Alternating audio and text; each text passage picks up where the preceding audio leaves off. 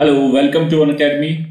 Students, आज Unacademy India में UPSC CSC की तैयारी का सबसे बड़ा प्लेटफॉर्म बन चुका है। अगर आप अनअकैडमी को सब्सक्राइब करते हो तो आपको क्या क्या बेनिफिट्स मिलेंगे। डेली लाइव क्लासेस होगी जिसमें आप अपने एडुकेटर्स के साथ चैट कर सकते हो, डिस्कशंस में एंगेज हो सकते हो, अपने डाउट्स पूछ सकते हो, आंसर पोल्स की फैसिलिटी है। सारे के सारे कोर्स स्ट्रक्चर्ड है, चाहे यूपीएससी प्रीलिम्स हो, मेंस हो, जिस तरह का पैटर्न है, जैसा यूपीएससी का सिलेबस है उसी हिसाब से सारे कोर्स स्ट्रक्चर किए गए। लाइव टेस्ट एंड क्विज़ेस की फैसिलिटी है ताकि आप अपनी परफॉर्मेंस को इवैल्यूएट कर सको, उसको एनालिसिस कर पाओ उसका। अनलिमिटेड एक्सेस है, मतलब एक बार मेरे रेफरल कोड नवीन 1 को अगर आपने अप्लाई किया तो मेरे साथ साथ यूपीएससी सीएससी की तैयारी कराने वाले जितने भी एडुकेटर्स है सबके कोर्स आप फ्री में देख सकते हैं। मेरा नाम नवीन तंवर है, यूपीएससी के फील्ड में 6 ईयर टीचिंग एक्सपीरियंस है, 6 टाइम मेंस और इंटरव्यू का एक्सपीरियंस है। मंथली करंट अफेयर मैगजीन का एडिटर हूं। ज्योग्राफी से मैंने मास्टर्स किया है और ज्योग्राफी से ही यूजीसी नेट और जेआरएफ दोनों क्वालिफाइड हूं। अगर आप मेरी क्लासेस के पीडीएफ चाहते हैं तो अनअकैडमी_नवीन तंवर टेलीग्राम चैनल का लिंक है। मेरे अपकमिंग जितने शेड्यूल है, नोटिफिकेशंस है, सब आपको यहाँ पे मिलेंगे। और अगर आप मुझे अनअकैडमी पे फॉलो करना चाहते हैं, मेरी स्पेशल क्लासेस देखना चाहते हो, पेड कोर्सेज देखना चाहते हो, तो unacademy.com पे जाके नवीन तंवर के नाम से मेरी प्रोफाइल को सर्च कीजिए और मुझे फॉलो करना शुरू कर दीजिए। अनअकैडमी पे आपको मेरे साथ साथ इंडिया के 100+ टॉप एडुकेटर्स से पढ़ने का मौका मिलेगा। सारे के सारे कोर्स कॉम्प्रिहेंसिवली डिजाइन किए गए हैं यूपीएससी सीएससी के लिए। अगर आप अनअकैडमी को सब्सक्राइब करना चाहते हैं तो प्लस और आइकॉनिक आपके पास ये दो ऑप्शन है। प्लस 1 मंथ से लेके 3 ईयर तक आपके पास ऑप्शन है। साल भर का जो फीस है 49,500, 2 साल की 70,000 और 3 साल की है 90,000। और अगर आप मेरे रेफरल कोड नवीन 1 को यूज करेंगे तो 10% का डिस्काउंट मिलेगा। सेकंड ऑप्शन आपके पास आइकॉनिक है। आइकॉनिक प्लस से क्यों बेटर है, आपको यहाँ पे एक कोच मिलता है पर्सनली जो हर वक्त आप पे नजर रखेगा। Daily mains question and answer writing practice होगी, स्टडी प्लान्स होंगे और आपको पर्सनली फीडबैक मिलेगा। ये साल भर, 2 साल और 3 साल का आपके सामने ऑप्शन है। फिर से अगर आप मेरे रेफरल कोड नवीन 1 को अप्लाई करते हैं तो आपको 10% का डिस्काउंट मिलेगा। आप अपने ऑप्शनल सब्जेक्ट भी तैयार कर सकते हैं अनअकैडमी पे। 1 मंथ से लेके 3 ईयर तक का आपके पास ऑप्शन है। साल भर की फीस 27,500, 2 साल की 40,000, 3 साल की 50,000। 10% का अगर डिस्काउंट चाहते हैं तो रेफरल कोड नवीन 1 को अप्लाई कीजिए। उसके साथ ही अनअकैडमी महीने में 2 बार आपके सामने अनअकैडमी कॉम्बैट का आयोजन होता है। एक बार 6 दिसंबर को हो चुका है, नेक्स्ट आपका 2 दिन बाद 20 दिसंबर को होगा। क्या होगा इसमें, 45 मिनट में 60 क्वेश्चंस होंगे, 13 कॉम्बैट्स होंगे, 6 सेक्शंस होंगे, रिलेटिव स्कोरिंग और हर अल्टरनेटिव संडे पे आयोजित होगा। जो फर्स्ट विनर होगा उसको एप्पल मैक एयर बुक मिलेगी, सेकंड को एप्पल आईपैड मिनी, थर्ड को एप्पल एयरपोर्ट्स और जो टॉप 100 रैंकर्स है उनको ₹1000 के अमेजॉन गिफ्ट वाउचर्स मिलेंगे। स्टूडेंट्स, प्रीलिम्स के लिए ज्यादा दिन नहीं बचे, सिर्फ 6 महीने बचे हैं। यूपीएससी सीएससी 2021 के लिए 27 जून वो तारीख है जिस दिन आपको यूपीएससी के इस महासंग्राम का सामना करना होगा। तो अनअकैडमी ने ऑलरेडी बहुत सारे कोर्सेज लॉन्च कर दिए 2021 सीएससी के लिए, तो वो 15 दिसंबर से शुरू हो चुके हैं। 2021, 22 और 23 सबके लिए कोर्सेज को लॉन्च किया जा चुका है और बहुत ही जल्द अनअकैडमी पे हम यूट्यूब पे एक पूरी टीम के साथ आरोहण, हमारा जो एक प्रोग्राम होगा जिसमें हम प्रीलिम्स 2021 को टारगेट करने वाले हैं। इसमें आपको अनअकैडमी के टॉप एडुकेटर्स से पढ़ने का मौका मिलेगा। एक पूरी टीम के साथ हम आ रहे हैं आपके सामने।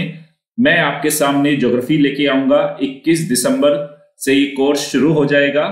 टाइमिंग याद रखना, 21 दिसंबर से ये कोर्स शुरू होगा। उसका लिंक मैं आपको प्रोवाइड कर दूंगा। मोस्ट प्रोबेबली जो मेरी क्लास का टाइमिंग होगा वो दोपहर 1 PM होगा।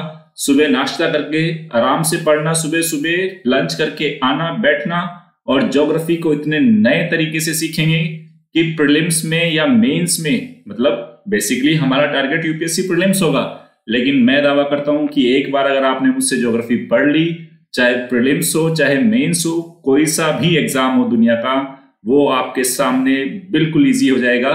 तो ध्यान रहे, 21 दिसंबर दोपहर 1 बजे कल ये इनॉग्रेशन है। हम बताएंगे आपको आरोहण क्या है, क्या लेके आ रहे हैं हम आपके सामने। तो कल 19 दिसंबर दोपहर 12 बजे आप तैयार रहना।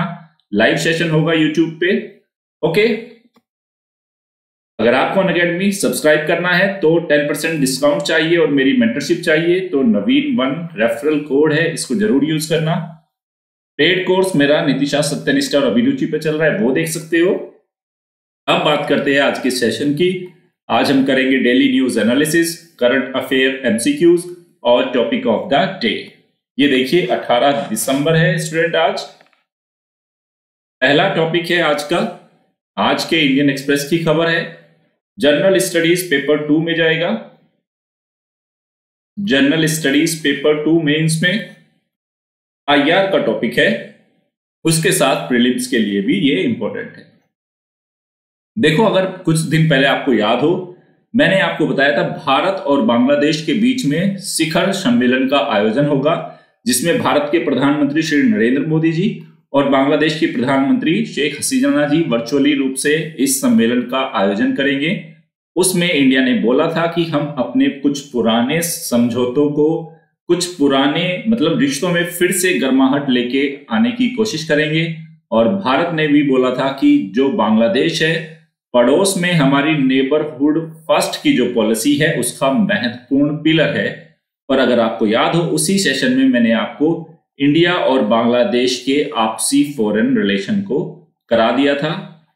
अब जो आज का ये टॉपिक है, इस टॉपिक में स्टूडेंट अक्सर जो आप सुनते हो नेबरहुड फर्स्ट पॉलिसी, विदेशी या पड़ोसी प्रथम की जो हमारी नीति है, आज हम ये जानेंगे कि ये नेबरहुड फर्स्ट की पॉलिसी है क्या इसके सामने चैलेंजेस है, क्या इसका हमें फायदा मिलेगा। मेंस के पॉइंट ऑफ व्यू से बहुत ही इंपॉर्टेंट सेशन है, ये न्यूज है। देखिए, इंडियाज नेबरहुड फर्स्ट पॉलिसी, पड़ोसी प्रथम नीति क्या है, इंडिया क्यों बोलता है पड़ोसी हमारे लिए प्रथम है, देखते हैं।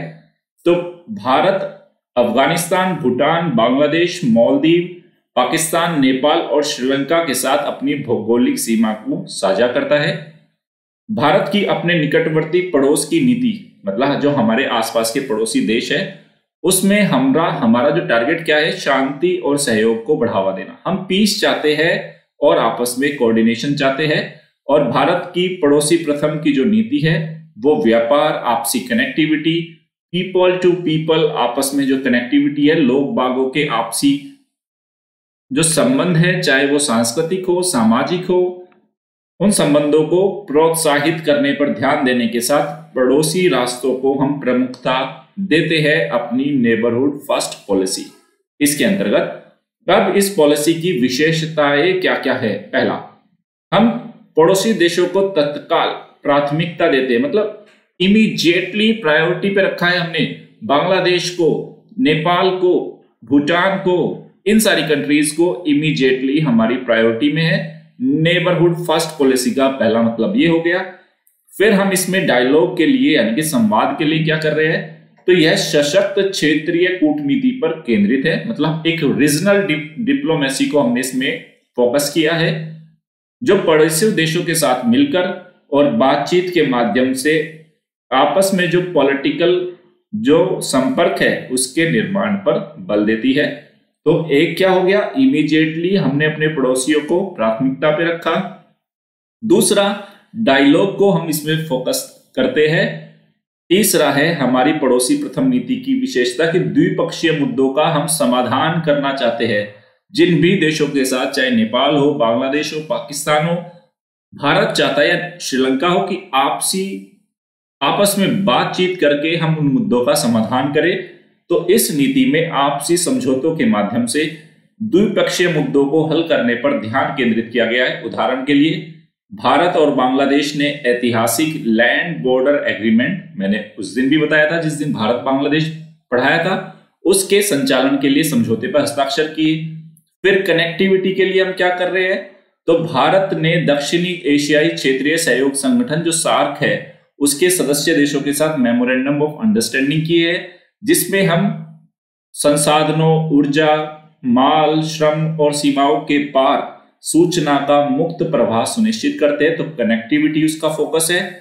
फिर आर्थिक सहयोग पे भी हमने बल दिया है नेबरहुड फर्स्ट पॉलिसी में। तो पड़ोसियों के साथ व्यापार संबंधों को बढ़ाने पर केंद्रित। भारत ने सार्क में भाग लिया, इस क्षेत्र में विकास के लिए एक साधन के रूप में जो काम करता है। सार्क के बारे में ऑलरेडी हम डिस्कस कर सके कि सार्क का महत्व क्या है। सार्क में जो मेजर प्रॉब्लम है वो इंडिया और पाकिस्तान के आपसी संबंध है, वो हम डिस्कस कर चुके हैं। ऐसा ही एक उदाहरण जैसे मैंने बताया था, भारत, बांग्लादेश, भूटान, भारत और जो नेपाल है, तो बांग्लादेश, भूटान, इंडिया और नेपाल BBIN के नाम से, ये भी मैंने बताया था आपको।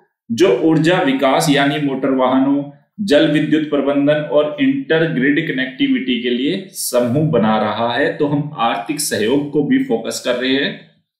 फिर तकनीकी सहयोग के लिए हम क्या कर रहे हैं, ये देखिए, पड़ोसी प्रथम में तकनीकी सहयोग के लिए क्या किया आपने, भारत ने नीति में तकनीकी सहयोग पर बल दिया।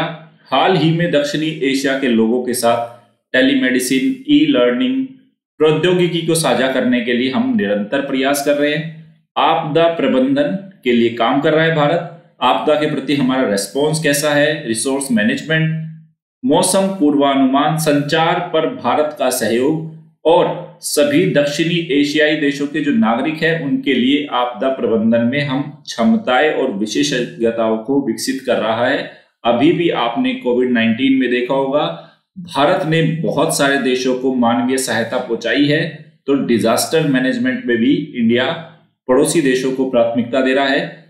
सैन्य और रक्षा सहयोग में हम क्या कर रहे हैं, तो भारत भी सैन्य सहयोग के माध्यम से इस क्षेत्र में सुरक्षा को गहरा बनाने पर ध्यान केंद्रित कर रहा है। जैसे नेपाल के साथ सूर्य किरण करते हैं, बांग्लादेश के साथ हम संप्रति का, ऐसे बहुत सारे अभ्यासों का आयोजन, आपस के जो डिफेंस रिलेशंस है उनको मजबूत करने का टारगेट है इंडिया का। फिर देखिए भारत, उसके साथ देखो अफगानिस्तान की जो राष्ट्रीय सेना है उसको ट्रेनिंग देने का काम, उसकी कैपेसिटी बिल्डिंग करने का काम भी भारत कर रहा है। तो ये भारत की नेबरहुड फर्स्ट पॉलिसी के सारे विशेषताएं है स्टूडेंट, ये ध्यान रखना अक्सर काफी महत्वपूर्ण है। ये नेबरहुड फर्स्ट पॉलिसी बहुत ज्यादा चर्चा में है। मुद्दा ये नहीं है कि नेबरहुड फर्स्ट पॉलिसी, इस तरह के क्वेश्चंस यूपीएससी जो पूछेगा ना, वो ये पूछेगा कि पड़ोसी देशों के प्रति भारत की जो नीति है उसके ऐतिहासिक कालक्रम का विश्लेषण या वर्णन करते हुए वर्तमान में नेबरहुड पॉलिसी के समक्ष जो चुनौतियां है उनके बारे में चर्चा कीजिए और किस तरह से भारत एक क्षेत्रीय शक्ति के रूप में उभर सकता है, उन सारी चीजों को भी आपको दिमाग में रखना होगा। किस तरह से चीजें घट रही है, आसपास के देशों में कौन कौन सी घटनाएं हो रही है, उनको ध्यान में रखोगे तो नेबरहुड फर्स्ट पॉलिसी के बहुत सारे डायमेंशंस आपके खुल जाएंगे। अब देखते हैं नेबरहुड फर्स्ट पॉलिसी जो इंडिया की है उसके सामने चुनौतियां क्या है। पहली बात तो पाकिस्तान के साथ हमारे संबंध मधुर नहीं है। दूसरा, अफगानिस्तान में भी अस्थिरता की सिचुएशन लगातार बनी हुई है। चाइनीज फैक्टर हमेशा रोल प्ले करता है उसमें, और भारत विरोधी भावनाएं इन देशों के अंदर, कुछ देशों के अंदर भारत के विरोधी भावनाएं पैदा हो रही है। ये मेजर चुनौतियां है भारत की नेबरहुड फर्स्ट पॉलिसी के सामने। तो यहां एक प्रश्न लिख देता हूं मैं आपको। प्रश्न है, भारत की विदेश नीति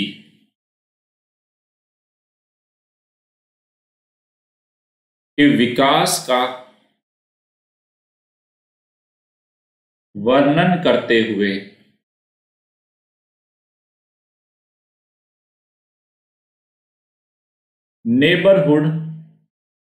नेबरहुड फर्स्ट पॉलिसी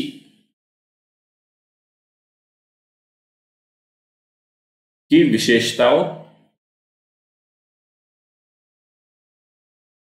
विशेषताओं और चुनौतियों का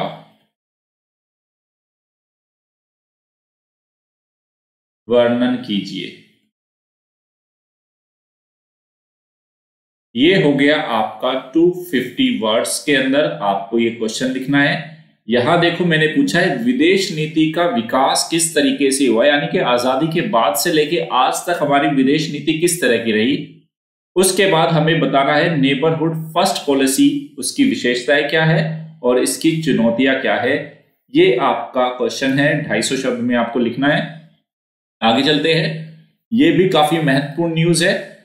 डिफेंस एक्विजिशन काउंसिल ने अनुमोदित कर दिया 28,000 करोड़ रुपए के बहुत सारे प्रस्तावों को अनुमोदित किया है। ये डिफेंस एक्विजिशन काउंसिल क्या है, रक्षा अधिग्रहण परिषद, इसके बारे में हम चर्चा करेंगे। जाएगा ये जनरल स्टडीज पेपर 2 में और जनरल स्टडीज पेपर 3 में।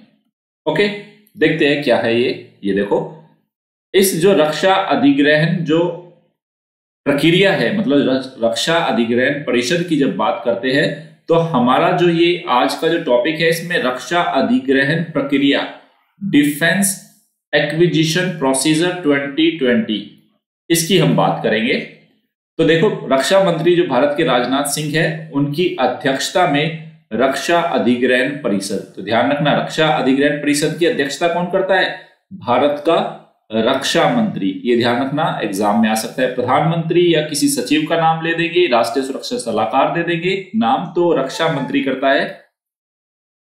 उस परिषद ने गुरुवार को 28,000 करोड़ रुपए के 7 प्रपोजल को मंजूरी दी है। मतलब 7 ऐसे प्रपोजल्स हैं जिनकी कीमत होगी 28,000 करोड़ रुपए की, जिसमें हम अपनी सेनाओं के लिए ऐसे हथियारों का, तकनीकों का उसमें हम निवेश करेंगे या खरीदेंगे जो हमारी क्षमता को मजबूत करेगी। तो जिसमें से 2 रक्षा बलों की निगरानी क्षमताओं को बढ़ाने के उद्देश्य से किए गए हैं। तो इनमें से 7 जो प्रपोजल है उनमें से 2 प्रपोजल तो ऐसे हैं जिससे कैपेसिटी बढ़ेगी हमारे रक्षा बलों की, और इन 2 प्रपोजल में से एक प्रपोजल है वायुसेना के लिए 6 स्वदेश रूप से निर्मित eyes in the sky platform के लिए, और दूसरा है नौसेना के लिए। देखो, एक वायुसेना के लिए, एक नौसेना के लिए क्या है? मानव रहित हवाई प्रणाली, जिसको UAV बोलते हैं, उससे संबंधित। इसके अलावा रक्षा अधिग्रहण परिषद ने नौसेना को 28 ब्रह्मोस मिसाइल और 5 नेक्स्ट जनरेशन के 5वीं पीढ़ी के ऑफशोर पेट्रोल वेसल्स को खरीदने की भी अनुमति दे दी है।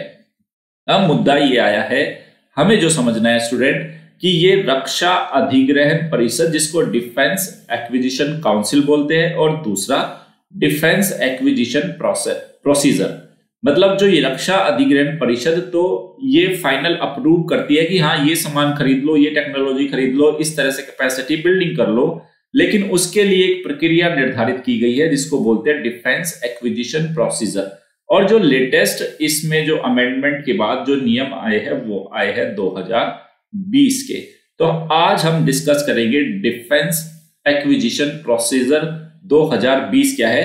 तो सितंबर 2019 में रक्षा अधिग्रहण प्रक्रिया 2020 अस्तित्व में आने के बाद यह रक्षा अधिग्रहण परिषद की पहली बैठक थी। याद रखना कि जो लेटेस्ट रिवीजन हुआ है डिफेंस एक्विजिशन प्रोसीजर्स का 2019 में सितंबर में हमने इसमें अमेंडमेंट किया था।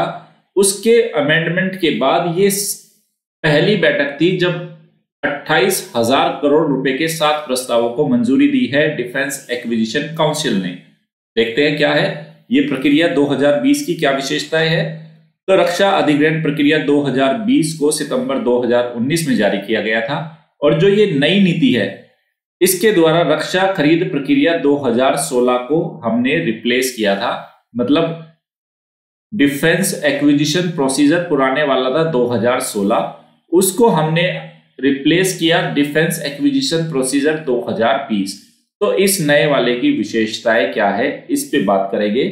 तो पहली है, हमने स्वदेशी फर्मों के लिए आरक्षण दिया। मतलब जो भारत की खुद की फर्म्स है रक्षा क्षेत्र में उनको हमने आरक्षण दिया है। कैसे? जो नई नीति है उसमें स्वदेशी फर्मों के लिए कई खरीद श्रेणियों को तो हमने आरक्षित ही कर दिया कि ये यहां पे रिजर्वेशन देंगे हम इंडियंस फर्मों को, फर्म्स है जो। तो DAP 2020 में भारतीय विक्रेता यानी कि इंडियन सेलर कौन है? जो विक्रेता को क्या बोला इन्होंने? एक ऐसी कंपनी के रूप में परिभाषित किया है जिसका स्वामित्व और नियंत्रण निवासी भारतीय नागरिकों के पास है। तो पहली बात, स्वदेशी फर्मों को आरक्षण देने के लिए भारतीय विक्रेता को डिफाइन किया गया कौन होंगे, क्योंकि अगर आप स्वदेशी फर्म्स को इसमें प्रायोरिटी देते हो, रिजर्वेशन देते हो, तो मुद्दा ये आएगा ना फिर भारतीय सेलर होगा कौन या भारतीय कंपनी कौन सी होगी?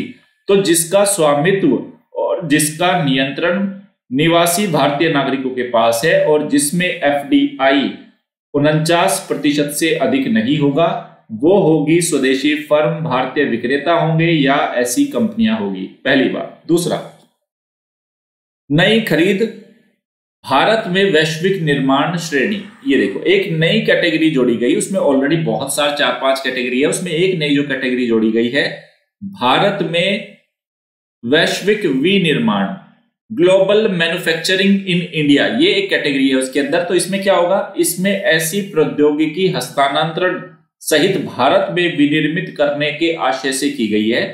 मतलब सपोज करो भारत जर्मनी से, भारत फ्रांस से, यूके से, अमेरिका से कोई टेक्नोलॉजी लेता है, तो इसके अंदर जो नई श्रेणी है इसमें क्या बोला गया कि जो प्रौद्योगिकी का हस्तांतरण सहित भारत में विनिर्मित करने से के आशय से जोड़ा गया है इस क्लोज को, जिसमें विदेशी खरीद के समग्र अनुबंध मूल्य के कम से कम 50% भाग का स्वदेशीकरण किया जाना अनिवार्य है। मतलब अगर हम फ्रांस से, जर्मनी से, यूके से कोई टेक्नोलॉजी लेके आते हैं तो उसमें से 50% जो वो टेक्नोलॉजी है और जो हमने पूरा कॉन्ट्रैक्ट किया है उसका हम 50% क्या करेंगे, उसका हम स्वदेशीकरण किया जाना जरूरी है, उसको इंडिया में ही हम प्रोड्यूस करेंगे। उसके बाद अधिकतम स्वदेशी सामग्री का उपयोग कि कितनी, मतलब हम ज्यादा से ज्यादा कितनी कोशिश करेंगे कि ज्यादा से ज्यादा इंडिया में ही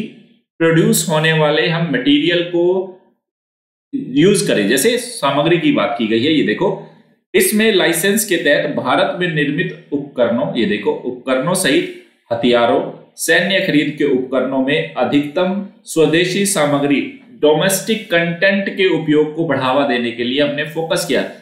इसका मतलब क्या है स्टूडेंट कि हमारी जो रक्षा अधिग्रहण प्रक्रिया है 2020, यानी कि भारत इन फ्यूचर में, भारत की प्लानिंग है कि हम रक्षा क्षेत्र में हम आत्मनिर्भर हो।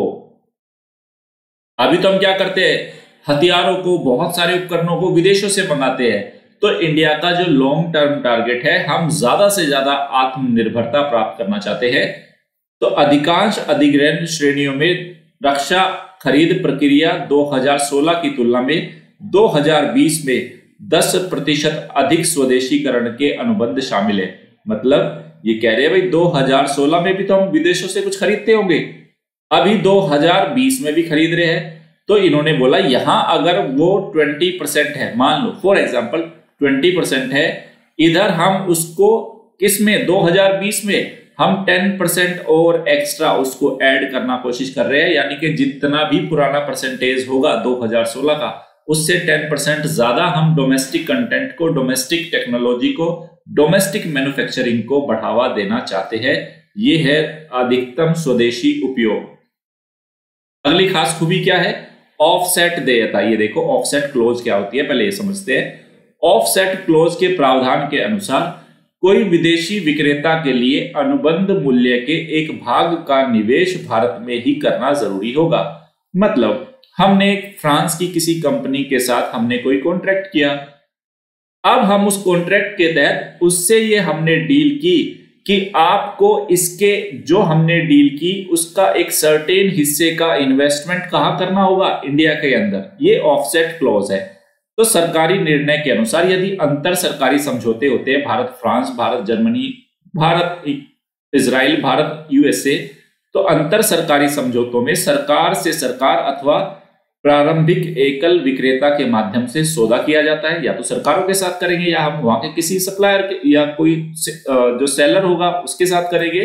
तो सरकार रक्षा उपकरणों की खरीद में ऑफसेट क्लोज का प्रावधान नहीं रखेगी। ये देखो, ये इन्होंने ऑफसेट क्लोज के बारे में बोला है कि हम ऑफसेट क्लोज का प्रावधान नहीं रखेंगे।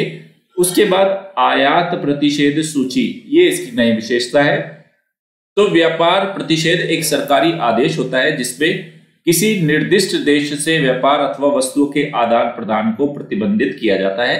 तो उसमें हमने जो नई डिफेंस एक्विजिशन प्रोसीजर है 2020 का, उसमें हमने कुछ ऐसे वस्तुओं का, उनको या उनके वस्तुओं के व्यापार को हमने प्रतिबंधित किया है। उसके लिए एक सूची है आयात प्रतिषेध सूची। ये भी डिफेंस एक्विजिशन प्रोसीजर 2020 की विशेषता है। तो ये जो ये सब हेडिंग दिखाई है ना स्टूडेंट मैंने, आयात प्रतिषेध सूची, ऑफसेट क्लोज है इसके अंदर, अधिकतम स्वदेशी सामग्री का उपयोग हुआ, नई खरीद श्रेणी हुई और ये स्वदेशी फर्मों के लिए आरक्षण हुआ। ये सब कुछ इसके मेजर क्या बताई मैंने, विशेषताएं बताई है। अब जान लेते हैं रक्षा अधिग्रहण परिषद क्या है। वैसे तो डिस्कशन से आपको समझ में आ गया होगा कि हम रक्षा बलों को आत्मनिर्भर बनाने के लिए, उनकी क्षमता को बढ़ाने के लिए, उसको ज्यादा से ज्यादा आधुनिक करने के लिए जो भी सारे डिसीजंस होते हैं, जो प्रोसीजर्स होते हैं, उसको जो अप्रूवल का काम करती है ये। तो ये देखो जितने भी हमारे सशस्त्र बल है, आर्म फोर्सेस है, उनकी स्वीकृत आवश्यकता, उनको जो जो जरूरत है उनकी शीघ्र खरीद को सुनिश्चित करने के लिए साल 2001 में रक्षा अधिग्रहण परिषद की स्थापना की गई थी। इसकी अध्यक्षता रक्षा मंत्री द्वारा की जाती है और ये जो रक्षा अधिग्रहण परिषद है ये अधिग्रहण संबंधी मामलों पर निर्णय लेने वाली रक्षा मंत्रालय की सर्वोच्च हाईएस्ट बॉडी है ये रक्षा अधिग्रहण परिषद, और इसकी अध्यक्षता करते हैं भारत के रक्षा मंत्री। तो इतना सारा मैंने डिस्कशंस कर लिया है आपके सामने। ओके, आगे चलते हैं। देखो अभी एक एक्ट है जिसका एक बिल है, कर्नाटक गवर्नमेंट लेके आई है, लैंड रिफॉर्म एक्ट। उस एक्ट को लेके काफी बवाल हो रहा है, काफी दिनों से लगातार समाचारों में चर्चा में बना हुआ है। तो ये एक्ट क्या है, इस एक्ट का विरोध क्यों हो रहा है, ये सब जानेंगे। मुद्दा है ये जनरल स्टडीज पेपर 2 पॉलिसी और गवर्नेंस का इश्यू है ये। देखते हैं इसके अंदर क्या क्या जिक्र किया गया है। ये देखो, तो दरअसल जो कर्नाटक के अंदर अभी कर्नाटक भूमि सुधार संशोधन विधेयक 2020 को लेके आई है सरकार है बीजेपी की कर्नाटक में। उस जो अधिनियम या जो विधेयक आ रहा है उसमें कर्नाटक का भूमि सुधार अधिनियम 1961 है, उसमें संशोधन की बात की गई है। दरअसल इसका संदर्भ क्या है मैं आपको बता देता हूं। ये देखिए, जो विपक्षी दल है कर्नाटक के अंदर कांग्रेस ने, उसने बोला कि जो सरकार कर्नाटक भूमि सुधार अधिनियम 1961 है और इसमें जिन संशोधनों को लेके आ रही है उनको किसानों के लिए डेथ वारंट, मतलब उनकी मृत्यु का एक तरीके से वो संदेश बताया है, उसको डेथ वारंट। ये कांग्रेस मतलब जो विपक्ष में है कर्नाटक के अंदर उसका कहना है। मतलब विपक्षी दलों का और बहुत सारे राइट बेस्ड ग्रुप्स का जो मानना है कि जो संशोधन लेके आई है सरकार, उससे जो गैर कृषक मतलब नॉन एग्रीकल्चर एक्टिविटी में जो लोग इन्वॉल्व है वो राज्य के अंदर कृषि भूमि को खरीद लेंगे। मतलब ये हुआ है कि जो औद्योगिक समूह है या बहुत सारे इंडस्ट्रियलिस्ट है, इस एक्ट के आने के बाद अगर ये पास होता है, ये एक्ट बन जाता है ये वाला विधेयक, तो किसानों की भूमि को कौन खरीद पाएगा, गैर कृषक जो नॉन एग्रीकल्चर एक्टिविटी में इन्वॉल्व है। यही सबसे बड़ा संकट हमको लग रहा है कि इससे फूड सिक्योरिटी को खतरा हो जाएगा, किसानों को खतरा होगा इससे।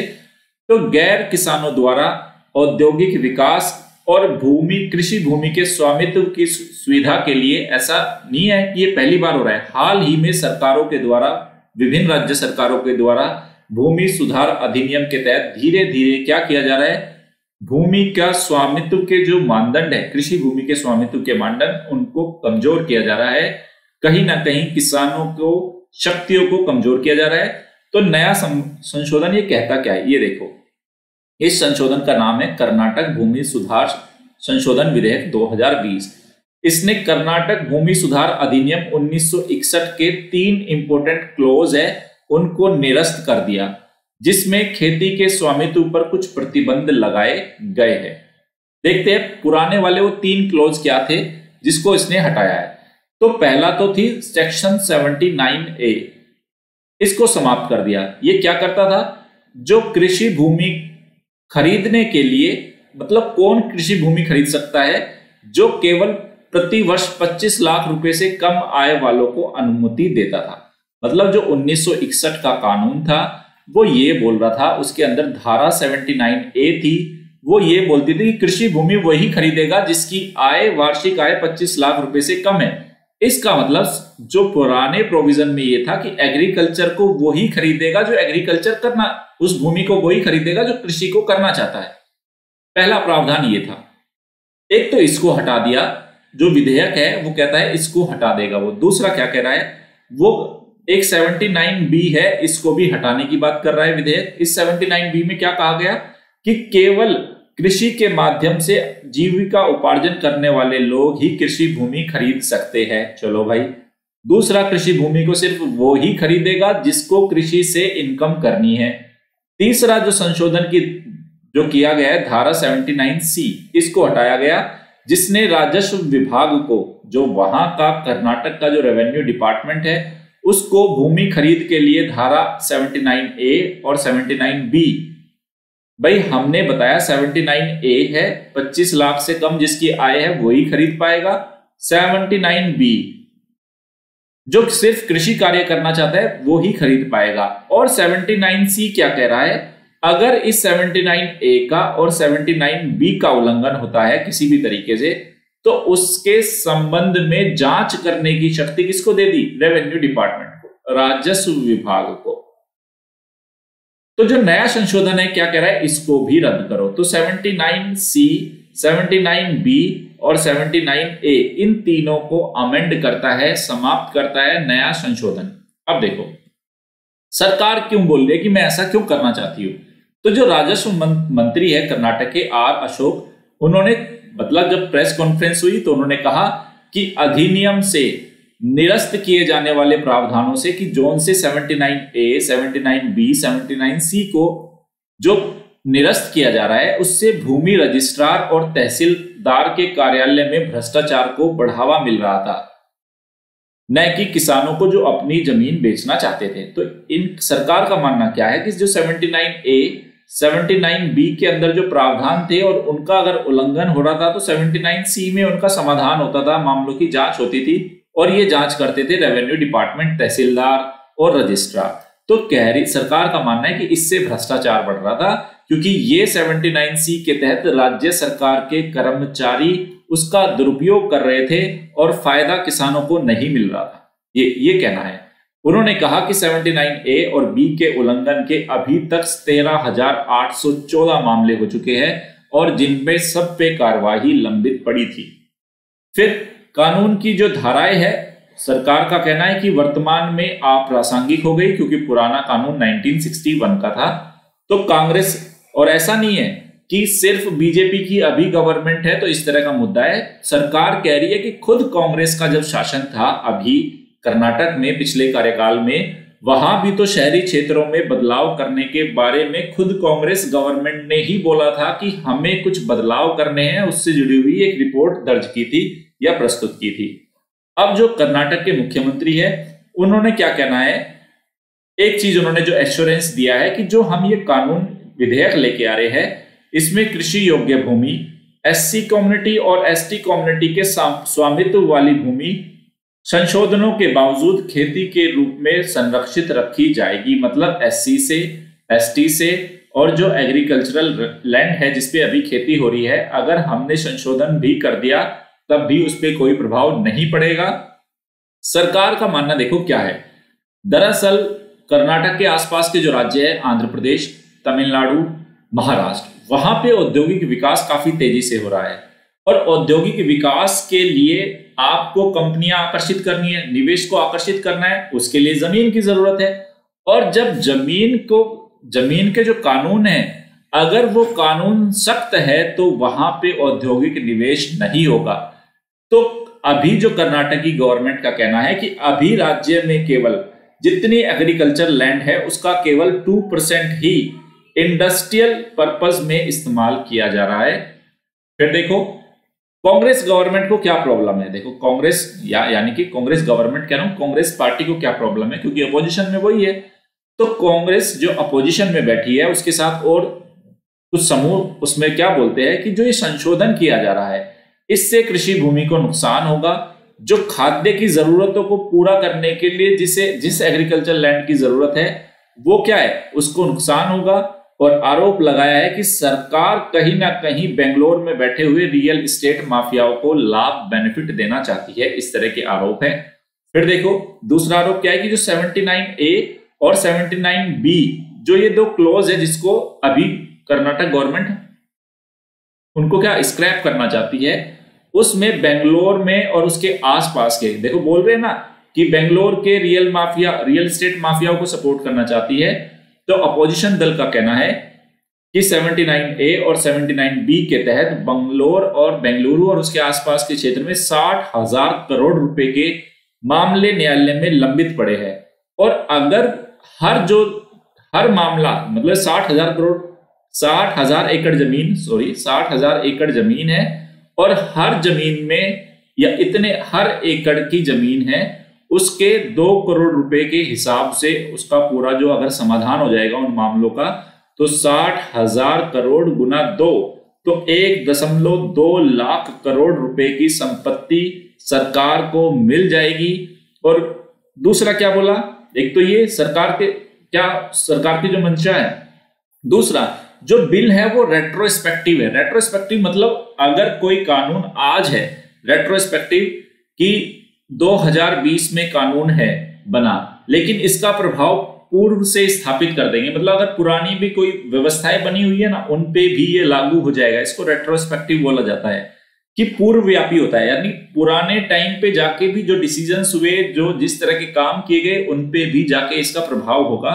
तो बिल की पूर्व व्यापी प्रकृति से पता चलता है कि सरकार किसको बेनिफिट देना चाह रही है, हाउसिंग सोसाइटी को और हाउसिंग क्षेत्र के अंदर जो कॉर्पोरेट्स है रियल एस्टेट के, उनको बेनिफिट देना चाहती है। अब देखो अब सरकार क्या कह रही है कि हमने ऐसा क्यों करा।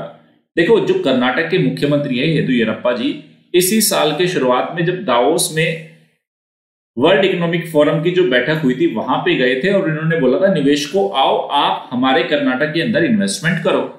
अब इन्वेस्टमेंट करने के लिए ईज ऑफ डूइंग बिजनेस भी तो होनी चाहिए। तो इंडिया में जो मेजर प्रॉब्लम क्या आता है, लैंड जो एक्ट्स है या लैंड रिफॉर्म्स नहीं हो रहे हमारे पास, वो एक प्रॉब्लम है। तो अब सरकार कह रही है हम निवेश को आकर्षित करने के लिए हमने ये बदलाव किए, लेकिन हमने ये भी पूरा ध्यान रखा है कि जो SC/ST कम्युनिटी के लोग हैं या जो एग्रीकल्चर लैंड है उस पर कोई इंपैक्ट ना आए। तो देखो क्या कह रही है सरकार का, क्या कहना है कि स्थिर कृषि विकास की, कर्नाटक के अंदर एग्रीकल्चर डेवलपमेंट जितना होना था वो स्टैग्नेंट हो गया। तो स्थिर कृषि विकास के कारण विकास की गति को बढ़ावा देने के लिए उद्योग के लिए भूमि स्वामित्व कानूनों में संशोधन करने के लिए लगातार दबाव बढ़ रहा था। क्यों? क्योंकि पड़ोसी राज्य महाराष्ट्र, आंध्र प्रदेश, तमिलनाडु में निवेश को आकर्षित करने के लिए इस तरह के हाल ही में कुछ रिसेंट ईयर्स में इस तरह के संशोधन किए गए थे और इसी संशोधन को कर्नाटक भी फॉलो अप कर रहा है। क्यों? क्योंकि वो इंडस्ट्रियल डेवलपमेंट को बढ़ावा देना चाहता है। ये पूरा वो मुद्दा है। ये लो, तो ये पूरा मुद्दा मैंने आपके सामने क्लियर कर दिया स्टूडेंट। नेक्स्ट जो टॉपिक है ये देखिए, ये आपका जीएस पेपर फर्स्ट में जाएगा। Paper first art and culture का मुद्दा है। सिंगापुर के अंदर एक हॉकर कल्चर है स्टूडेंट, हॉकर कल्चर। इस हॉकर कल्चर को यूनेस्को ने क्या दी है, मान्यता दी है इसको। ये देखिए 1970 से चलता आ रहा है, तो इसको रिकॉग्निशन दी है सिंगापुर को हॉकर कल्चर को। अब देखो हॉकर कल्चर होता क्या है। देखो सिंगापुर एक छोटा सा देश है स्टूडेंट, बहुत सारे लोग वहां पे काम करने के लिए आते हैं, तरह तरह की उनके जॉब प्रोफाइल्स है। तब हुआ क्या, इस हॉकर कल्चर के अंदर, जैसे आपने इंडिया में फूड कोर्ट देखा होगा ना, फूड कोर्ट नाम सुना है आपने, फूड कोर्ट। अगर आप किसी मॉल में जाते हो तो वहां पे फूड कोर्ट होता है, बहुत सारे स्टॉल्स, दुकानें लगी होती है, ये दुकान, ये दुकान, ये दुकान, ये दुकान, ये दुकान, और ये सब दुकानें हैं, इनके स्टॉल्स लगे हुए हैं और यहाँ पे सिटिंग अरेंजमेंट होता है, बहुत सारे लोग, टेबल्स लगी होती है, आओ बैठो, खाओ पियो, मौज, ठीक है, बातचीत करो, सब कुछ करो। बस ये जो हॉकर कल्चर है दरअसल है क्या, ये एक तरह से रेडी वाले थे जो पहले सड़कों के किनारे क्या करते थे, होमली फूड प्रोवाइड करते थे। मतलब जैसा खाना आप घर में खाते हो उसी तरह का खाना ये आपको क्या करते थे, जो वर्किंग ग्रुप के, जो कम्युनिटी के जो लोग होते थे, भैया काम धंधे के चक्कर में आप फैमिली में जाके खाना बनाओगे और वापस ऑफिस से थक के आए खाना बनाए, इसमें तो फिर आने के बाद आपकी लाइफ ही क्या हो गई, ऑफिस और खाना, लाइफ का एंजॉयमेंट खत्म। तो जो हॉकर कल्चर था इसमें यह था कि एक काम करो, सब लोग वर्किंग प्रोफाइल के हैं, हम आपको बिल्कुल ऐसा फूड देंगे जैसा आपके घर में आपको मिलता है। आपको कुछ नहीं करना, ऑफिस से आए सीधा अपना बैग घर पे रखा या रास्ते में यहीं पे इन हॉकर्स के जो पूरा एरिया है उसको सरकार एक ही बिल्डिंग में उसके नीचे लेके आ गई थी। तो जिसको जैसा खाना है टोकन कटाओ, यहां बैठो और खाओ। तो दरअसल अलग अलग जॉब प्रोफाइल के लिए जो जॉब प्रोफाइल के लोग आते थे, अलग अलग कम्युनिटी के, अलग अलग देश के, अलग अलग धर्म के लोग आते थे। तो एक तरीके से काफी सोशल हार्मनी का एक सिंबल था ये हॉकर कल्चर। हॉकर कल्चर तो अब इसको यूनेस्को ने मान्यता दी है। इसी से संबंधित ये पूरी खबर है। देखो, सिंगापुर की हॉकर संस्कृति को यूनेस्को ने दी मान्यता। तो सिंगापुर के हॉकर जो सेंटर है, पहले ये क्या थे, सड़क विक्रेता, सड़क के किनारे जो रेडिया लगा के इस तरह से खाना प्रोवाइड करते थे। तो 1970 के दशक में जो सिंगापुर वो एक आइलैंड के जैसी एक कंट्री है, उस द्वीप को साफ करने के प्रयासों में इनको स्थापित किया गया था। स्थानीय लोगों को कई प्रकार के सस्ते व्यंजन परोसने के साथ साथ एक सामाजिक सोशल सेटिंग भी इसने प्रोवाइड की थी, वो मैंने आपको पूरा समझा दिया। तो संयुक्त राष्ट्र की सांस्कृतिक एजेंसी ने जो सिटी स्टेट सिंगापुर के हॉकर संस्कृति को मानवता की अमूर्त सांस्कृतिक विरासत की प्रतिनिधि सूची में अभी शामिल कर लिया।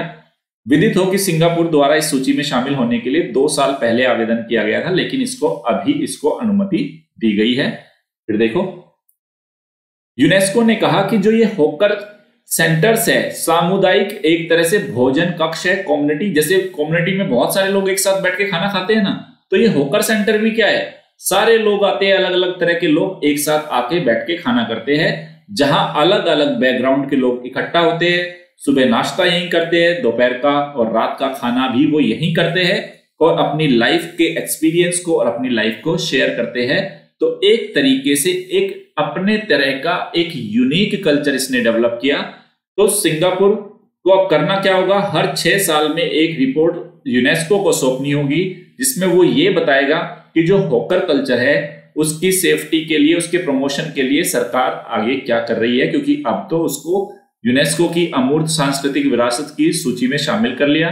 तो अब सिंगापुर गवर्नमेंट को हर 6 साल के अंदर बताना होगा कि इस कल्चर को प्रोटेक्ट करने के लिए और इसको बढ़ावा देने के लिए उन्होंने क्या किया है। एग्जाम्पल के तौर पे मैंने आपको बिल्कुल बता दिया, बिल्कुल फूड कोर्ट जैसा कल्चर है, लेकिन उतना महंगा नहीं है। एक तरीके से लोगों को उनके फैमिली में जो खाने पीने की जो दिक्कतें थी, जो हाइजीन के इश्यू थे, उनको सॉल्व किया गया। इतना साफ सुथरा, मतलब इवन लोग खुद देख सकते हैं कि उनका खाना कैसे बन रहा है, सब्जियां कैसे कट रही है, सैलेड कैसे बन रही है, सब कुछ उनके सामने ही प्रिपेयर होता है। ओके, नेक्स्ट देखो, ये बहुत बड़ा मुद्दा और बहुत ही डिफरेंट तरह का मामला सामने आया है। ये मुद्दा है चाइना की एक जो कंपनी है अलीबाबा, आपने नाम सुना होगा। अलीबाबा के ऊपर अभी आरोप लगे हैं कि उसने एक ऐसी टेक्नोलॉजी को डेवलप किया है, फेशियल रिकॉग्निशन टेक्नोलॉजी, मतलब चेहरे को देख के वो ये बता देगी टेक्नोलॉजी कि ये आदमी किस कम्युनिटी का है। और पर्टिकुलरली इस जो टेक्नोलॉजी का जो इस्तेमाल है अलीबाबा के द्वारा, जो उइगुर जो कम्युनिटी के लोग हैं, जिनजियांग प्रांत है ना, जो चाइना का काफी टाइम से चर्चा में है कि वहां पे मानव अधिकारों का उल्लंघन हो रहा है। तो अलीबाबा के द्वारा जो जिस टेक्नोलॉजी को टेस्ट किया गया है, उसमें उसने ऐसी टेक्नोलॉजी बनाई है कि किसी इमेज को, किसी वीडियो को, उसको देख के ये पता लगाया जा सकेगा कि ये इंसान किस कम्युनिटी, उइगुर कम्युनिटी का है या नहीं। तो एक तरीके से मानव के बीच में भेद करने वाली काफी बड़ा ये अपने तरह का मुद्दा हो गया। दुनिया भर में इसकी आलोचना हुई, क्योंकि इसी तरह का एक और आरोप चाइना की एक और कंपनी हुआई के ऊपर भी लगा था। तो ये अलीबाबा दूसरी कंपनी हो गई। अंतरराष्ट्रीय स्तर पे काफी बवाल मचा हुआ है। ये बिल्कुल ऐसी है, मैं आपको समझाने की कोशिश करता हूं, जैसे इंडिया में भी अगर आप इस तरह की टेक्नोलॉजी डेवलप कर लो जिसमें ये पहचान सके कि ये कौन से धर्म का इंसान है, एक तरीके से कौन सी कम्युनिटी का इंसान है, उस तरह की टेक्नोलॉजी को फेशियल रिकॉग्निशन के थ्रू इन्होंने ऐसी टेक्नोलॉजी डेवलप की, पता लग जाए कि इंसान किस कम्युनिटी का है। तो हमें इस तरह का आइडेंटिफिकेशन करना ही क्यों है? लोगों के बीच में सरकार इस तरह के जो बैरियर्स है वो क्यों खड़ा करना चाहती है? काफी बड़ा मुद्दा बन गया है, पूरी दुनिया भर में आलोचना हो रही है। देखते हैं मामला माजरा क्या। ये देखो, चीनी कंपनी अलीबाबा विवादों के घेरे में। ये देखो जाएगा कहां, ये देखो मैं आपको बताता हूं ये कहां कहां जाएगा। जनरल स्टडीज पेपर 2 IR का एक मुद्दा है, general studies paper 3 science technology का मुद्दा है, जनरल स्टडीज पेपर 4 ये एक एथिकल इश्यू भी है इसके अंदर, एथिकल इश्यू है इसके अंदर। देखो स्टूडेंट क्या हुआ इसमें, जो चीन की तकनीकी दिग्गज कंपनी अलीबाबा ने फेस रिकॉग्निशन सॉफ्टवेयर, एक ऐसा सॉफ्टवेयर बनाया है जो चेहरे को देख के बता देगा कि ये इंसान किस कम्युनिटी का है। तो इसकी पेशकश की है जिसमें यूजर्स को उइगुर्स को पहचानने में सक्षम बना सकता है कि ये सामने वाला इंसान उइगुर कम्युनिटी का है या नहीं, जिससे यह चीन की कंपनी मुस्लिम अल्पसंख्यकों के साथ विवादास्पद व्यवहारों में उलझने वाली एक और कंपनी बन गई। पहली कंपनी कौन थी? हुआई।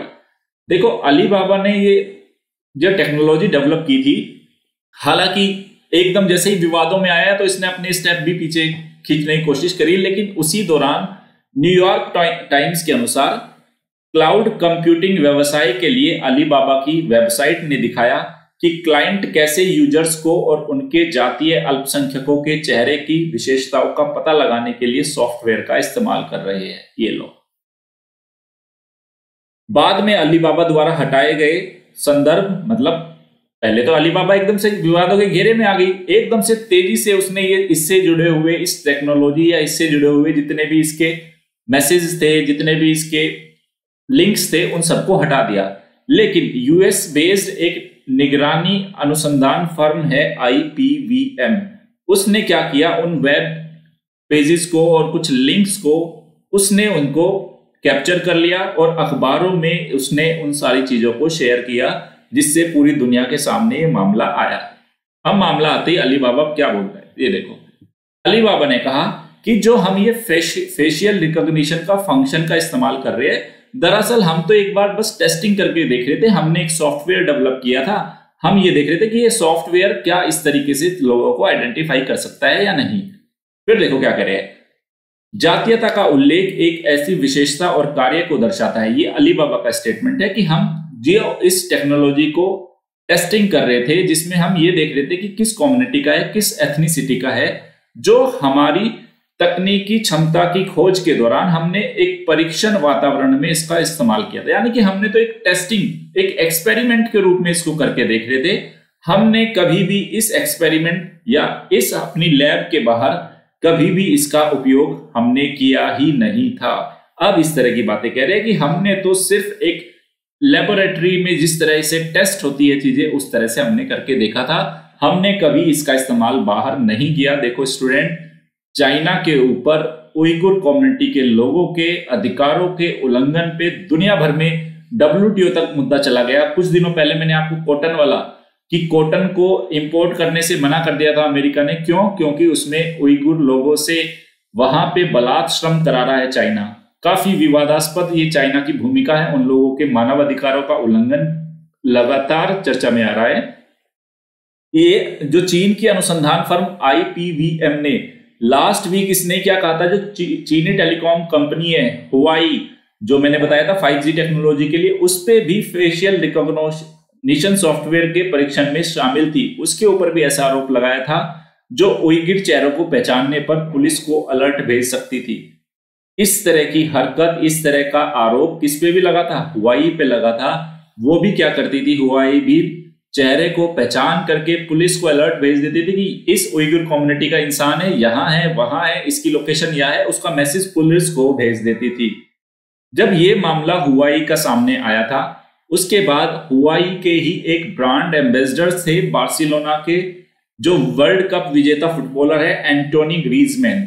इनको जैसे पता लगा कि हुआई कंपनी इस तरह के मानव अधिकारों के उल्लंघन में, इस तरह के मामलों में इन्वॉल्व है, तो उन्होंने क्या किया, हुआई के साथ जो उनका कॉन्ट्रैक्ट था उसको उन्होंने रद्द कर दिया। ये बहुत अच्छा एग्जांपल है एथिक्स के अंदर। ये देखो, ये एथिक्स है। एक अच्छा मैसेज भेजा है एंटोनियो ग्रीजमैन ने कि अगर आप गलत तरह की एक्टिविटी में इन्वॉल्व होंगे तो हम आपका विरोध करते हैं। देखो, और विरोध करने के लिए उनके पास क्या है भाई, ये एंटोनियो ग्रीजमैन इतने बड़े फुटबॉलर है, इतना बड़ा फैन क्लब है, तो अपना विरोध दर्शाने के लिए इन्होंने क्या किया, हुआई के साथ जो इनका कॉन्ट्रैक्ट था वो ही रद्द कर दिया। बोलो कि हमें आपके साथ करना ही नहीं है, आपकी जो एक्टिविटी है, आपके जो एक्ट्स है वो मार्केट में या दुनिया भर में मानव अधिकारों के सम्मान के विरुद्ध है। अलग तरह की आप टेक्नोलॉजी का इस्तेमाल मानव सेवा में ना करके उसका मानव में विभेद के लिए कर रहे हो। तो चीन का जो सिंजियांग प्रांत है उसमें अपनी नीतियों को लेके चीन लगातार अंतरराष्ट्रीय स्तर पर चर्चा में और आलोचनाओं में लगातार बना हुआ है, जहां अधिकार बहुत सारे राइट्स ग्रुप का कहना है कि 1 लाख उइगर और अन्य ज्यादातर मुस्लिम अल्पसंख्यकों को यहाँ पे चीन ने उनको नजरबंद किया हुआ है। ये पिछले काफी दिनों से ये चीन के ऊपर आरोप लग रहे हैं। देखो फिर क्या हुआ, बीजिंग ने देखो शुरुआत में जब बोला कि आपने तो उइगर में बहुत सारे ऐसे कैंप लगाए हुए हैं जहां लोगों को बंधक बना के रखा हुआ है, तो शुरुआत में तो चीन ने बोला कि नहीं, हमने ऐसे कोई हमारे पास शिविर नहीं है। लेकिन जब इसको पता चल गया, मामला अंतरराष्ट्रीय स्तर पे बहुत सारी वीडियोस आ गई, क्लिप आ गई, इवन आप हिंदू में भी हर हफ्ते, इंडियन एक्सप्रेस में भी, हर जगह आप सुन रहे होंगे। बाद में चीन क्या बोला कि नहीं, ये तो मैंने ट्रेनिंग सेंटर खोले हुए हैं, प्रोफेशनल ट्रेनिंग सेंटर्स है, हम इसलिए कर रहे हैं क्योंकि ये क्षेत्र पिछड़ा हुआ था, यहाँ पे किसी तरह की एक्टिविटी नहीं थी, आतंकवादी लोग अपने पैर जमा रहे थे, तो हमने आतंकवाद को रोकने के लिए और रोजगार के अवसरों को पैदा करने के लिए यहाँ पे हमने व्यवसायिक केंद्र खोले हैं और इन व्यवसायिक केंद्रों में तो हम लोगों को ट्रेनिंग दे रहे हैं। मतलब चीन अभी भी ये कह रहा है कि नहीं, मैंने उन लोगों को बंधक नहीं बनाया। फिर देखो जिनजियांग में निगरानी खर्च, देखो चाइना गवर्नमेंट का इन दिनों खर्चा बढ़ रहा है, काफी खर्च कर रही है वो जिनजियांग प्रांत में, तेजी से खर्चा बढ़ रहा है। आतंकवाद को रोकने के नाम पे मानव अधिकारों का हनन हो रहा है। क्या कर रही है, वहां पे चेहरे की पहचान, आइरिस स्कैनर, डीएनए कलेक्शन कर रही है लोगों के, और पूरे प्रांत में आर्टिफिशियल इंटेलिजेंस से युक्त टेक्नोलॉजी को चाइना ने डिप्लॉय कर दिया है यहाँ पे। तो अलीबाबा चीन के विशाल ई कॉमर्स क्षेत्र में अग्रणी है, आप जानते ही है। जैसे क्लाउड कंप्यूटिंग और डिलीवरी मतलब आपूर्ति सेवाओं में विस्तार के साथ साथ विदेशों में भी ये काम कर रही है अलीबाबा। और विदित हो कि अलीबाबा और अन्य चीनी कंपनियां चीन के राज्य सुरक्षा तंत्र के साथ डिजिटल मिलीभगत निरंतर विदेशी जांच के दायरों में है। मतलब कहने का मतलब ये है कि लगातार चीन की कंपनियों पे, बड़ी बड़ी कंपनियों पे जिनका पूरी दुनिया में विस्तार है, उन पे ऐसे आरोप लग रहे हैं कि वो सरकार के साथ मिलकर गलत गतिविधियों में वो पार्टिसिपेट कर रहे हैं। काफी बड़ा मुद्दा है, आने वाले दिनों में देखते हैं क्या होगा इसमें। ओके, वैसे तो अलीबाबा ने बोल दिया हमारा तो एक तरह से टेस्टिंग था, हमने इसको कभी यूज ही नहीं किया। हुआई पे भी इस तरह के आरोप लगे थे। तो यही है, देखो ये ब्रांड, इस तरह की चीजों से देखो मार्केट में ब्रांड अपने ट्रस्ट को खो देते हैं। जितने बड़े बड़े ब्रांड्स होते हैं वो उनका लोगों के अंदर उनकी विश्वसनीयता में कमी हो जाती है, जिससे लॉन्ग टर्म में उनको अपने बिजनेस को करने में काफी तकलीफों का सामना करना पड़ता है। ओके स्टूडेंट, अब देखते हैं चलते चलते में क्या है आज आपके सामने।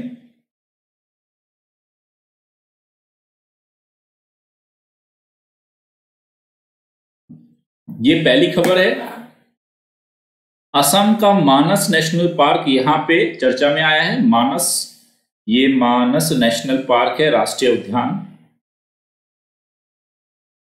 ये चर्चा में आया है। दरअसल क्या है, असम के अंदर मानस नेशनल उद्यान, जो असम में मानस के आसपास के क्षेत्रों में, क्योंकि यहाँ पे एलिफेंट की पॉपुलेशन काफी ज्यादा है और जो आसपास के जो ग्रामीण क्षेत्र है वहां पे किसानों की एग्रीकल्चर को काफी नुकसान हो जाता है हाथियों से। जब वो एक बार प्रवेश कर जाते हैं उनके खेतों में, तब उन्होंने क्या किया कि अपने खेतों के चारों तरफ बाड़ेबंदी कर दी। उन्होंने तार बिछा दिए और उन तारों में इलेक्ट्रिसिटी का प्रवाह छोड़ दिया।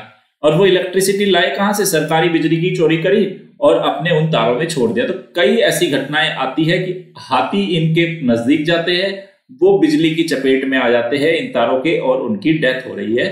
उसको लेके चर्चा में है।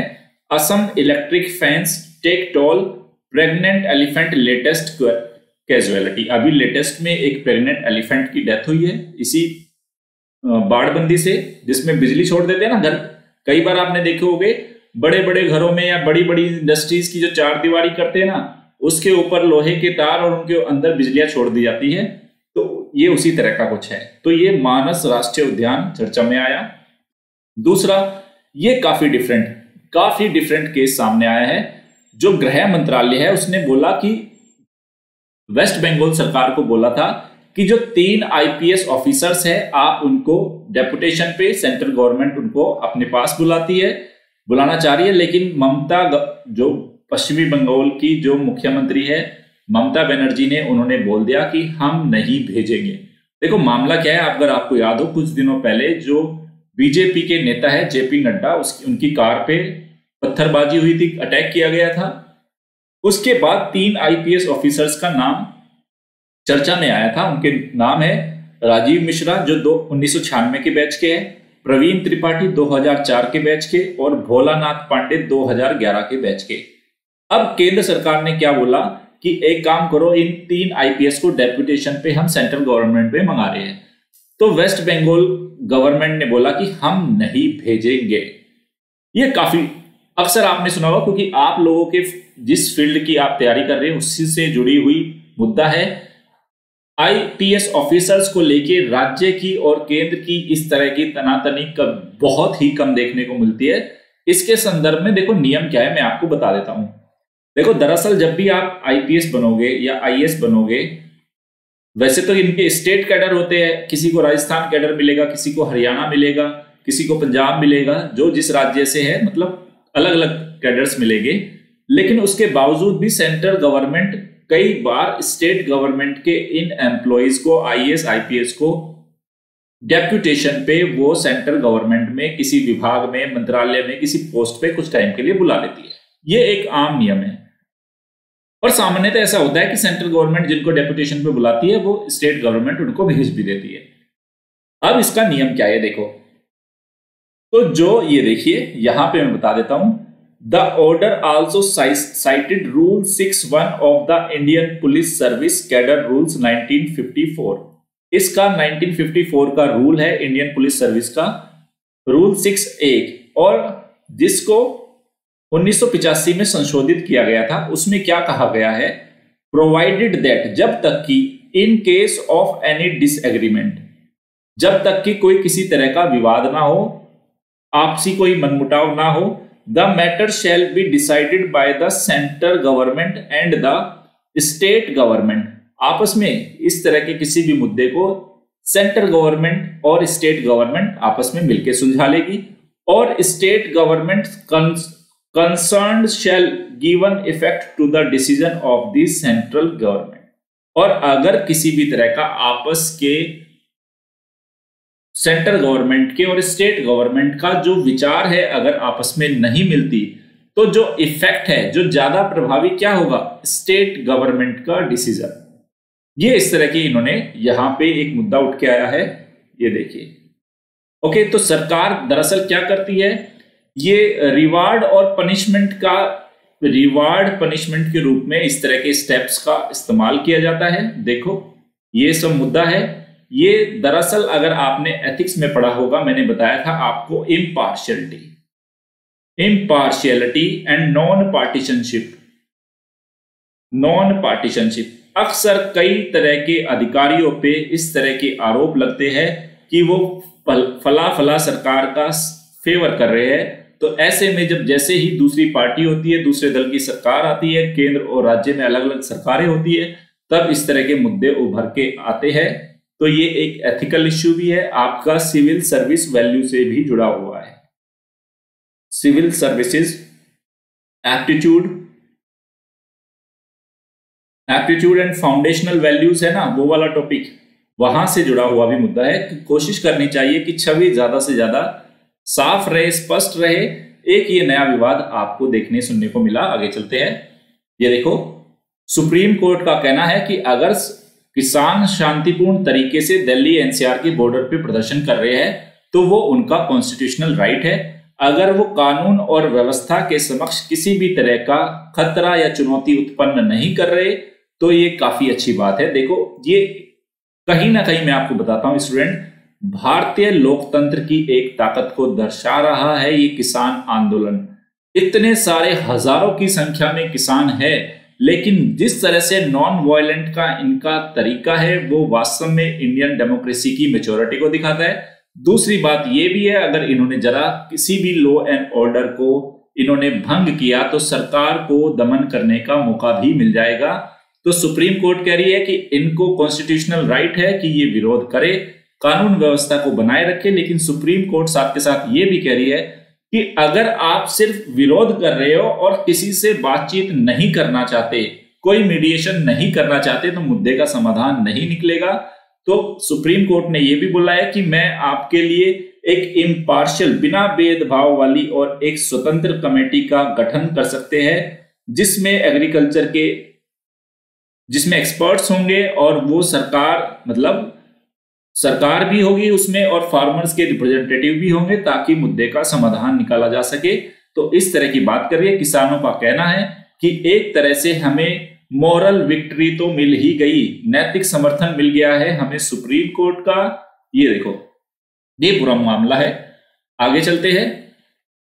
सरकार चाहती है कि वो $60 बिलियन का इन्वेस्टमेंट करे गैस इंफ्रास्ट्रक्चर में। ये देखो मामला क्या है। सरकार चाहती है, केंद्र सरकार, कि जो नेचुरल गैस का प्रतिशत है वो 2030 तक, जो एनर्जी के प्रोडक्शन में नेचुरल गैस का शेयर है 2030 तक वर्तमान में जो 6% है उससे बढ़ा के 15% करना चाहती है। ये देखो, और उसके लिए सरकार $60 बिलियन का निवेश करना चाहती है।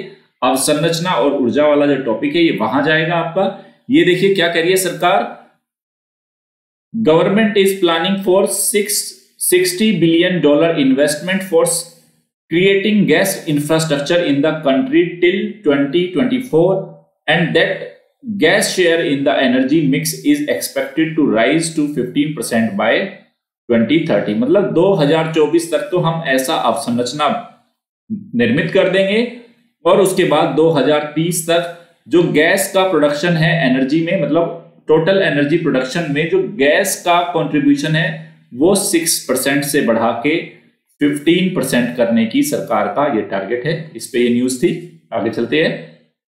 आगे बढ़ने से पहले मैं आपको बता देता हूं स्टूडेंट, अनअकैडमी लर्निंग ऐप पे आप कंप्लीट कोर्स कर सकते हैं वर्ल्ड और इंडियन मैपिंग के ऊपर। कंप्लीट कोर्स है वहां पे मेरा। उसके साथ ही एथिक्स केस स्टडीज के ऊपर कंप्लीट कोर्स अवेलेबल है, बिल्कुल फ्री ऑफ कॉस्ट है। एस्से राइटिंग के ऊपर आप कंप्लीट कोर्स देख सकते हैं, वो भी अवेलेबल है। आंसर राइटिंग के ऊपर एक स्पेशल सेशन किया था ताकि आपको पता चल पाए आंसर राइटिंग क्या होती है, कैसे करनी है, उस पर एक सेशन है, वो भी आप देख सकते हैं। ये आने वाले मेरे कुछ सेशन है। आंतरिक सुरक्षा, लोक नीति, पर्यावरण, आपदा प्रबंधन, अवसंरचना और ऊर्जा, सामाजिक ऊर्जा, कृषि, सुशासन, भारतीय समाज और संबंधित मुद्दे। जैसा मैं अक्सर आपको साइड में लिख के हमेशा ही बोलता था, आने वाले दिनों में मैं ज्योग्राफी लेके आ रहा हूं। तो 21 दिसंबर से आपके सामने ज्योग्राफी जीएस आ जाएगी, जो यूट्यूब पे वो हमारा सेशन होगा। जो बच्चा प्रीलिम्स 2021 हो, 2022 हो, 2023 हो, सब में ज्योग्राफी मोर और लेस सेम रहने वाली है, तो सबके लिए उतना ही उपयोगी है। आगे बढ़ने से पहले मैं आपको ये भी बता देना चाहता हूं, कल करंट अफेयर का सेशन नहीं होगा। कल हमारा इनॉग्रेशन सेशन है दोपहर 12 बजे। आप देखिएगा हम क्या स्ट्रेटेजी लेके आ रहे हैं। आरोहण करके हमारा जो वो प्रोग्राम है जिसमें हम प्रीलिम्स 2021 को फोकस करेंगे। हमारी स्ट्रेटेजी क्या होगी, किस तरीके से आपके सामने क्या कोर्स लेके आने वाले हैं, उसको हम डिस्कस करने वाले हैं। तो ये आरोहण कल दोपहर 12 बजे आप जरूर देखना, यूट्यूब पे आएगा, लाइव सेशन होगा। आपके लिए क्या करने जा रही है अनअकैडमी और एक पूरी टीम, जिसमें हम 10 एडुकेटर्स, और ये मान के चलना कि ये इंडिया के टॉप 10 एडुकेटर्स है यूपीएससी के फील्ड में, जो आपके प्रीलिम्स को एंश्योर करने वाले हैं 2021 को। तो उस सेशन को आप जरूर ज्वाइन करना। अब बात करते हैं डेली करंट अफेयर एमसीक्यूज की। फिर से बोल रहा हूं, कल हमारा करंट अफेयर का सेशन नहीं होगा, परसों फिर संडे है और मंडे से हमारा शुरू होगा ज्योग्राफी। जैसे मैंने आपको बताया था, बात रही अगर करंट अफेयर की स्टूडेंट्स, अब करंट अफेयर्स में आपके सामने वीकली सेशन लेके आऊंगा, जिसमें 1 वीक के सारे जितने एडिटोरियल्स होंगे, क्योंकि बहुत सारे बच्चों को कहना था कि सर आप एडिटोरियल्स को कंप्लीट कीजिए, तो सारे एडिटोरियल कवर कराए जाएंगे, आपको पीडीएफ दी जाएगी। उसके साथ ही जितनी भी सारी करंट न्यूज है उसको हम एमसीक्यूज के फॉर्मेट में आपके सामने शेयर करूंगा मैं। तो आपको कंप्लीट पैकेज मिल जाएगा, कंप्लीट पैकेज होगा करंट अफेयर का। उसके साथ डेली बेसिस पे आपकी ज्योग्राफी की क्लासेस चलेगी यूट्यूब पे, वो फ्री ऑफ कॉस्ट होगी वो क्लासेस, आपको रेगुलर देखनी है। अब देखिए हमारा आज का पहला एमसीक्यू क्या है। हाल ही में अमोनिया की आयात निर्भरता को कम करने के लिए सरकार द्वारा ग्रीन अमोनिया परियोजना चलाने की तैयारी कर रही है। निम्नलिखित में से ग्रीन अमोनिया किसे संदर्भित करता है? पहला, ग्रीन अमोनिया को एक प्रक्रिया के माध्यम से उत्पादित किया जाता है जो 100% नवीकरणीय और कार्बन युक्त है, कार्बन मुक्त है ये। सेकंड, अमोनिया का उपयोग मुख्यतः कृषि उर्वरकों में किया जाता है, जहां उर्वरकों में ये नाइट्रोजन छोड़ता है जो फसल वृद्धि के लिए आवश्यक पोषक वर्धक है ये। तीसरा, अमोनिया नाइट्रोजन चक्र में प्रमुख हिस्सेदार नहीं है। आपको बताना है कौन सा कथन सही है, ए, बी, सी या डी। सॉरी।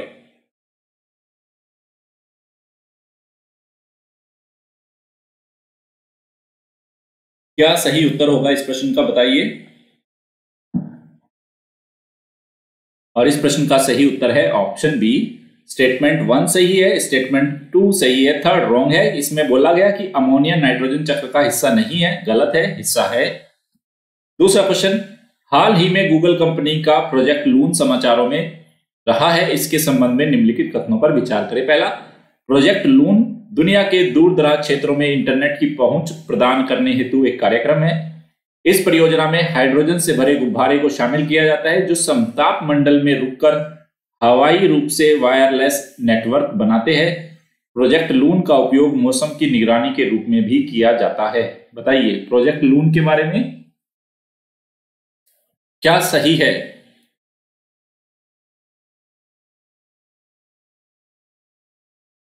अक्सर सुना होगा आपने गूगल के प्रोजेक्ट लून के बारे में, और इस प्रश्न का सही उत्तर है ऑप्शन सी, मतलब सेकंड स्टेटमेंट रॉन्ग है, फर्स्ट करेक्ट है, थर्ड करेक्ट है। सेकंड क्यों है? क्योंकि हाइड्रोजन से भरे गुब्बारे का नहीं स्टूडेंट, इसमें हीलियम से भरे गुब्बारे का इस्तेमाल होता है। माइनर ये आपका एक यहां पे लूप होल डाला था मैंने। नेक्स्ट है, भारत सरकार ने कोविन के संदर्भ में निम्नलिखित कथनों पर विचार कीजिए। क्या है कोविन? यह भारत सरकार द्वारा कोविड-19 टीकाकरण वितरण कार्यक्रम के लिए एक डिजिटल प्लेटफॉर्म है। दूसरा, इसके माध्यम से कोविड-19 वैक्सीन के लिए कोविन मोबाइल ऐप से स्वयं पंजीकरण आप कर सकते हैं। तीसरा, इसका उपयोग सूचीबद्ध लाभार्थियों और कोविड-19 टीकों को ट्रैक करने के लिए किया जाएगा। बताइए कोविन के बारे में।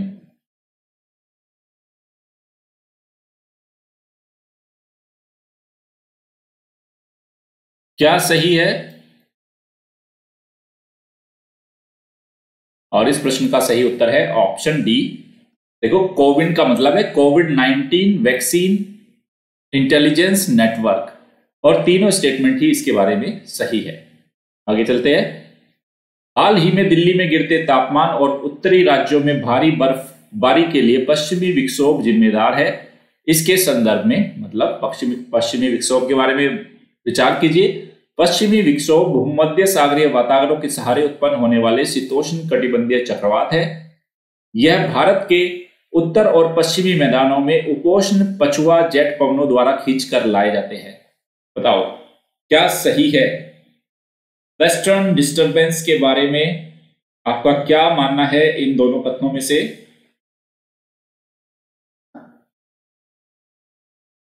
और इस प्रश्न का सही उत्तर है ऑप्शन सी, पहला स्टेटमेंट बिल्कुल सही है, दूसरा बिल्कुल सही है। ये कैसे बनते हैं, क्यों बनते हैं, ज्योग्राफी का सेशन लेके आने वाला हूं बहुत जल्दी सबसे, तो उसमें हम ये सारी चीजें समझेंगे। ज्योग्राफी के बहुत सारे कंसेप्ट वहीं पे क्लियर होने वाले हैं। अभी आप समझो वेस्टर्न डिस्टर्बेंस क्या होता है। भूमध्य सागरीय क्षेत्रों में वहां जो फ्रंट बनते हैं उनके सहारे शीतोष्ण कटिबंधीय चक्रवात उत्पन्न होते हैं, और उन चक्रवातों को उपोष्ण पछुआ जेट स्ट्रीम इंडिया तक लेके आती है। नेक्स्ट है, हाल ही में भारत सरकार द्वारा उत्तर पूर्वी क्षेत्र विद्युत प्रणाली सुधार परियोजना हेतु संशोधित लागत अनुमानों को मंजूरी दी गई है। इस संदर्भ में निम्नलिखित कथनों पर विचार करें। तो यह एशियन डेवलपमेंट बैंक के सहयोग से केंद्रीय क्षेत्र की परियोजना है। दूसरा, इस योजना का कार्यान्वयन विद्युत मंत्रालय के अंतर्गत पावर ग्रिड के द्वारा किया जा रहा है। तीसरा, यह योजना उत्तर पूर्व क्षेत्र के आर्थिक विकास के उद्देश्य से कार्यान्वित की जा रही है। तो 1, 2 और 3 आपको क्या लगता है सही उत्तर क्या है इसका? क्या सही उत्तर है इसका बताइए। उत्तर पूर्वी क्षेत्रों के लिए विद्युत प्रणाली सुधार परियोजना। और इस प्रश्न का सही उत्तर है ऑप्शन बी। सेकंड स्टेटमेंट सही है, थर्ड स्टेटमेंट सही है, फर्स्ट रॉन्ग है क्योंकि एशियन डेवलपमेंट बैंक की नहीं स्टूडेंट, वर्ल्ड बैंक के सहयोग से इसको संचालित किया जा रहा है। देखो कई बार यूपीएससी ने बीच में क्वेश्चन पूछा था कि अब क्या है, भारत वैश्विक वित्तीय प्रणालियों पर ज्यादा डिपेंडेंट नहीं है, लेकिन पिछले काफी दिनों से आप लगातार सुन रहे होंगे कि वर्ल्ड बैंक के सहयोग से, न्यू डेवलपमेंट बैंक के सहयोग से, एशियन डेवलपमेंट बैंक के सहयोग से बहुत सारे प्रोजेक्ट्स को इंडिया उसके लिए यहां से लोन ले रहा है, ये उसको सपोर्ट कर रहे हैं। तो इन वैश्विक वित्तीय संस्थाओं की भूमिका है, पूर्णतः आप इनको नकार नहीं सकते। हाँ, ये जरूर कह सकते हो कि बहुत सारे मामलों में भारत आत्मनिर्भर हो गया, लेकिन अभी भी बहुत सारे ऐसे सेक्टर्स हैं, अवसंरचना क्षेत्र, सामाजिक विकास के ऐसे बहुत सारे क्षेत्र हैं जहां पे भारत इन संस्थाओं से मदद लेता है।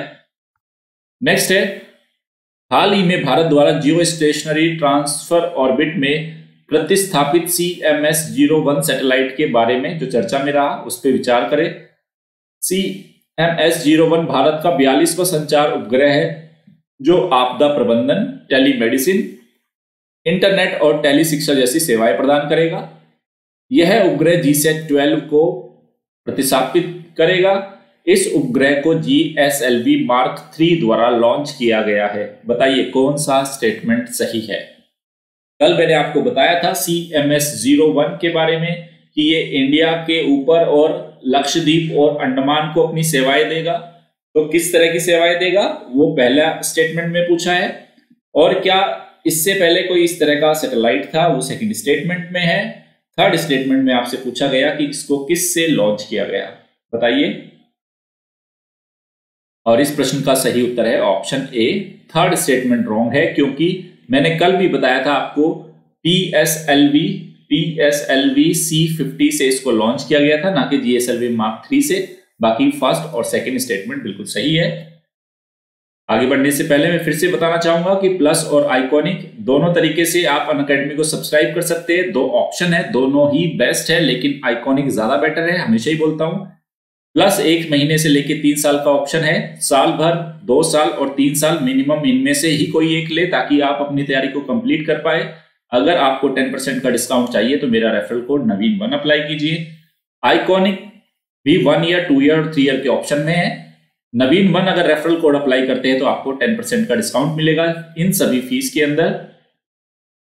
आप अपने ऑप्शनल सब्जेक्ट को भी तैयार कर सकते हैं स्टूडेंट, ये भी 1 मंथ से लेके 3 ईयर तक का ऑप्शन है। मैं हमेशा ही रिकमेंड करता हूं, मिनिमम बोल रहा हूं मैं, आपको 1 ईयर पे जाना चाहिए। अदरवाइज तो 2 ईयर इज द आपके लिए बेस्ट ऑप्शन है, 2 ईयर 3 ईयर का। लेकिन फिर भी अगर ले रहे हो तो साल भर का तो कम से कम लेना चाहिए आपको। तो 1 साल, 2 साल और 3 साल कोई भी आप ऑप्शन ले सकते हैं। नवीन1 रेफरल कोड अप्लाई करेंगे तो 10% का डिस्काउंट मिलेगा। अगर आपको मेरी क्लासेस पसंद आ रही है तो स्टूडेंट लाइक कीजिए, शेयर कीजिए और सब्सक्राइब कीजिए। मेरी किसी भी क्लासेस को देखने के लिए और अनअकैडमी को सब्सक्राइब करने के लिए नवीन1 रेफरल कोड यूज कीजिए, 10% का डिस्काउंट मिलेगा और मेरी मेंटरशिप मिलेगी। Okay students, thanks for the watching. कल दोपहर 12 बजे आरोहण क्या है, हम क्या कर रहे हैं आपके लिए, उसके लिए आप जरूर आना, जरूर देखना। Okay, good night.